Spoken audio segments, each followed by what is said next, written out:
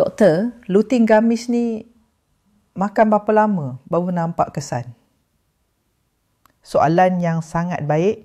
Ramai orang bertanya benda yang sama dan saya faham kenapa.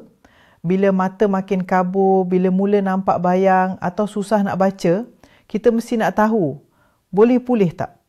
Dan bila? Dengan pengambilan hanya 2 kapsul lutein gamis setiap hari, anda boleh mula nampak perubahan seawal 7 hari sahaja. Ya, 7 hari.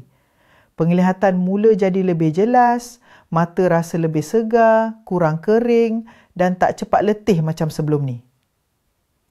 Rahsianya terletak pada formulasi gabungan lutein dan zeaxanthin, 2 nutrien penting yang terbukti menyokong kesihatan retina dan makula mata.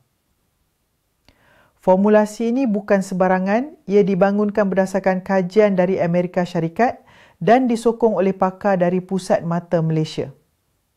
Paling penting, produk ini telah diluluskan oleh US FDA, tiada kesan sampingan dan selamat digunakan oleh warga emas serta pesakit kencing manis.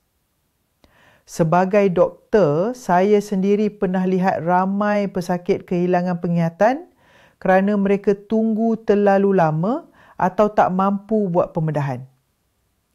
Padahal kalau mereka mulakan lebih awal dengan lutein gamis, banyak boleh dicegah. Bayangkan anda boleh lihat wajah anak cucu dengan jelas, membaca tanpa perlu kacamata dan bergerak di rumah tanpa rasa takut tersandung atau jatuh. Jadi jangan tunggu sampai terlambat. Mulakan dari sekarang. 2 kapsul sehari saja dan insya-Allah anda akan rasa perubahannya seawal minggu pertama.